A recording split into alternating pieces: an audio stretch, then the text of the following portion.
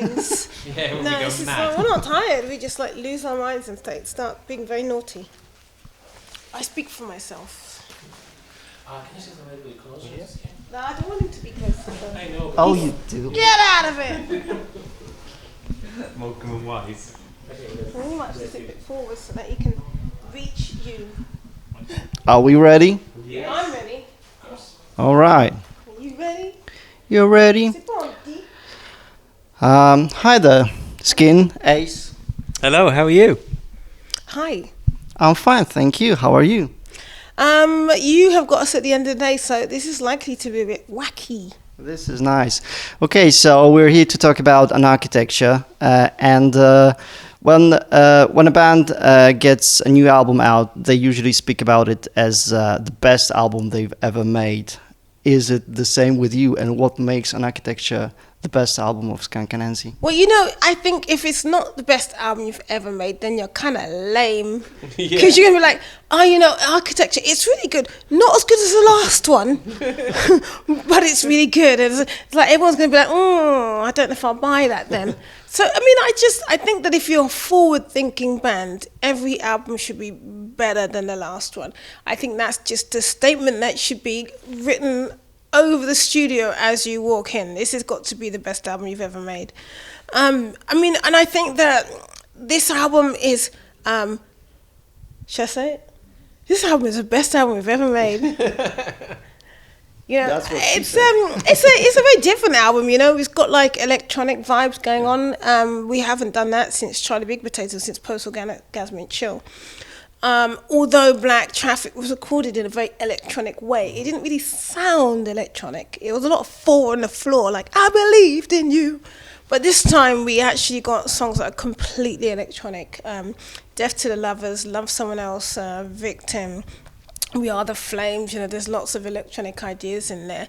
But it's still a rocking rock album. There's Beauty is a Curse, there's Bullets, there's Suckers, there's a lot of big fat rock songs on there as well as a couple of mellow songs, just a couple this time. Ace, what makes the new album the best Skunk Anasie album? I think it's the fact that whenever we make a record, it's always a snapshot in our lives, and we're very kind of now people. We like the latest things, the latest gadgets, what's going on around us, the world, everything. So every album represents us now. So therefore, that's why it always is the best album we've made, because we feel it represents us at this time. I think this album's like probably the most melodic album we've done. There's a lot of big fat choruses in there. There's a lot of beauty in there, but I think there's a lot of beauty matched with a lot of darkness. It's not the happiest album. It's not like a bubblegum album. There's enough people writing albums about the party and the good time and the girls. There's enough people doing that. For us, I don't remember you ever having a party song. what are you talking about? We got party songs. There's one here called In the Back Room. Yeah. That's like that's a party song. That's our party Tear the song. place up, yeah. But talking about you now, as you said, like a short history lesson for if somebody doesn't know. So you disbanded in 2001 after 6 years of playing first. 7 years, yeah. So, sorry for that. Anyway, 3 albums, 7 years of playing, and you disbanded because of, and I'm more or less quoting Mark Richardson here, because you was extremely tired, you only had some free time during Christmas, and that made you simply burn out. And you came back in 2009 or 10, was it? 2008. And it's more or less 6-7 years from then, and again 3 albums from then. You get the analogy. What's different now? Well, actually, 3 studio albums and 2 non-studio albums. Acoustic album and a Smash and Trashes, which had 3 new songs. You may say that's So even we've more done, than so we've done a lot more work this time around. But we, the difference is we just took 2 years off. So we didn't do that back in the 90s. We just kept going. And also with this this time around, we don't go on 9-month tours. We don't go from one tour to another tour to another. We tour for a few weeks, a couple of months in the summer, a few weeks, and then we have breaks. We have lots of other things going on other than being in a rock band, you know. And I think that's one of the key elements now. It's that, you know, we're grown-ups, you know, we got lives, there's children involved, and, you know, there's other things that we're doing. So our brains are much more kind of fragmented, and there's not sure inspiration coming from lots of different areas, you know. And, you know, I think we're just a lot more wiser. And we treat our band with a lot more, you know, like kid gloves, you know, like a diamond that needs to be just a treasure thing, not something that, you know, where we know we've got great chemistry, we can do anything we want. It's like, no, we know we've got great chemistry and we've got to preserve it. So I think it's just a huge attitude difference. How has your attitude changed? I think not a lot, actually. I think the fact that I think the reason we got together in the first place is because we liked each other and we got on really well, and we were that kind of people. I think that's the reason we're still together, because really fundamentally we are the same people. We just are a little bit more accepting of people rather than wanting to smash them over the head with an iron bar at any moment. We'll go, well, that's kind of the way they are. I might smash them over the head with an iron bar later. So no, I think that's it. I think that we as you get older, you accept people for what they are, and you also, you know, you also have a lot more fun. Life's too short, isn't it? Really? Yeah, we live in the now a lot more. You know, when the first time around, we were always worried about the next thing we've got to do, and the next thing we've got to do, and the next thing. How are we gonna get? We have this crazy schedule. Now we're kind of like, yeah, you know, I'm enjoying sitting here doing an interview with you. Mm-hmm. I'm not worried about getting on a bus and taking a plane, and I'm gonna worry about that later. Right now, I'm just in the moment, enjoying this moment. Yeah. And not stressing about the next thing. You know, it's like we did a lot of stressing about everything in those days because we were young and foolish. You talked about smashing bars over somebody's head. I remember the last time we talked was I think 2012 and Black Traffic, and I think you said that among other things, the thing that made you we talked about things that make you really angry. And one of the things you said was, for example, Tony Blair taking part in the Iraqi war. That was one of the things. And I was wondering, 4 years have passed from then. What is the thing that makes you angry now in the social and political sense? Well, you know, Tony Blair, one thing that really makes me angry is Tony Blair actually has now apologized for lying about the Iraq war. I mean, there was a million people who marched against the Iraq war, and he lied and said, you know, they could have a nuclear missile land in London within 45 minutes. We were like, oh, shut up, you lying shit. And now, recently in the last, just before Christmas, he apologized for lying about the Iraq war, and he apologized for taking us. I was like, well, what good is that gonna fucking do now?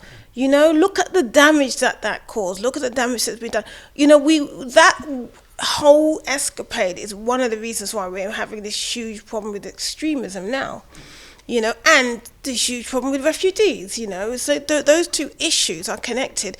And part of the reason is that the hornet's nest that we walked up to and just kicked it. And all the hornets fly around and they just keep stinging us, you know. So that really, when he apologized, I was absolutely furious. It's like, well, you know, you should go to prison for that because you lied and cost lives and cost a lot of money. You know, if I did that big fat lie that caused that many deaths, you'd be in prison, wouldn't you? I'd be in prison for 130 years. Do you know what I mean? It's like that's the way it works, I think. Yeah, I would be in prison for 100 if I told that big fat lie that got a bunch of people killed, you know. So I don't see why he's allowed to just walk around and earn 60 million a year in freaking talking fees. So, I mean, and that's a Labour government, which is even more depressing, you know. It's like, imagine if it was a Conservative government. Oh, but then again. So what's the thing that makes you angry now, recently? A Conservative government. About to take us into a war. You know, it's like we don't learn anything. You know, we really don't learn anything. The whole thing didn't work. Okay, I asked the question about being angry at something because I listened to an architecture and I sense this kind of aggressive drive in some of the moments, which I think is one of the features that is associated with Skunk Anasie. Do you treat this making music as a kind of, letting go of your nerves? I wouldn't say. I think that we write things about things that happen from us personally, and we like, when it comes to politics, we like to have a personal perspective on it, like a skunk perspective on it. I mean, otherwise, I think it's quite dangerous territory. Writing political songs or songs about politics is very, very scary in many ways, because there are so many cliches that you can fall into, and many bands that have done that. And so I think the reason why we tend to write great political songs is that we keep it personal. We find a different way to talk about something, like in the song that we have on the album called Bullets, it's like, nothing's going to stop him, nothing's going to stop you either. I think the lyric is, see the man with the gun and the bullet for his sons, sees the light in the fight, he knows nothing's going to stop him, and nothing's going to stop you either. And that idea of two ideologies, two people just going bam, bam, bam, bam, which is what it feels like at the moment. It feels like there's no common ground. But you're actually still talking about politics, and I get that. But I was a little bit wondering about being, letting your steam off when recording and when touring and so on. Yeah, I mean that's the point I was getting to. That that's the way that we talk about things, as and that's how we express ourselves. Writing a song can be cathartic, but it's not like it solves anything. It's not like the whole situation is going to be fixed because we wrote a song. But it's just our self-expression as artists. That's how we express ourselves. We could talk about all of the songs here, but we don't have too much time. There is this one moment on Architecture that just made me stop while listening, and that's number 9 in Suckers. Like that's this great moment when you got this great stoner kind of riff. And I listened to that and I think, yeah, come on, let's go. This is it. This is gonna be like, drop the thing, and suddenly it stops. I thought my computer crashed for a moment. I just had to check it. So why did you not develop that? Oh, that's a great thing. That's a great riff. Well, to be honest, because we just ran out of time. We wrote that in a rehearsal, and it was on a bunch of iPhone recordings that we gave to Tom Dalgetty, the producer. So we worked on all of the great songs, and he, at the end of the session, he was going, "You got to record a couple of these riffs." And so basically, when we packed up and we were putting all the stuff away right at the end of the session, he goes, "Oh, you haven't recorded that riff." So we literally just plugged in and played it in 2 minutes, like the length of that riff, really, basically, and left it. And that's why it was there. And we loved the riff. We were like, "Oh, I'm going to stick it on there. We can do what we want." It's that skunk moment. The reason why we didn't write a song of it, if I'm really honest, is because it's a fantastic riff, and a lot of bands, that would be the best song on their album, which is why we call it Suckers. But for us, it's like another bluesy, amazing Skunk Anasie riff. We've got a million of them, and for us, it could be on the first album. It's not like modern day Skunk Anasie. But it was such a moment that we were just like, oh, we're just gonna put it on there for a laugh and enjoy it. We just like wanted to play it, and we're gonna, just so we can play it live. You know what we need? We need Missy Elliott or someone like that to now steal that, sample it, and do a really cool rap on it. Yeah, I will say that you guys, if you sample it, it's okay. This one time. Don't steal our publishing. But it's okay. We're not going to kill you if you sample it. Okay, this one thing I want to ask you, because you don't seem to change really. Maybe Mark Richardson went grey and so on, but you more or less stay the same. But let's be honest, it's been, 21 years, 22 years now. Do you get the feeling from time to time? Whatever, 20-something. You're 20-something. Yeah. It's a nice age. Do you get the feeling once in a while that you're actually the heroes of somebody? Oh, we know we are. We're our own heroes. Do you know, we have been around a long time, and so we have kind of reached that legendary, iconic, you know, done a lot of classic albums now status, and that makes us really happy because, you know, as a band, you know, what you want to, your aim is to be around for a long time. Your aim is to be able to do what you want to do for the rest of your life, you know, and it's really difficult to maintain any kind of success in the music industry, whether you're a TV presenter or whether you're a radio presenter or whether you're in a band. It's very difficult to maintain it. So we've gone from being the fresh new crazy band to now we're kind of like the iconic kind of underground cool outsiders kind of band, that position, which we'll take that. But for us, we love being an inspiration to lots of new bands. A lot of new bands are like, yeah, you know, Skunk Anasie, you know, Royal Blood said that to us, and so did Band of Skulls say that to us. A lot of new bands are like, yeah, Skunk Anasie, you kill. And that's great, because what you want to leave behind really as a band is some kind of musical legacy. You know, you want to be like, well, yeah, we did this song that shook everybody's minds, you know. Talking about legacy and heroes, you're active on Twitter and Facebook, and I noticed you being really emotional about Lemmy Kilmister and about David Bowie. What did these artists mean to you?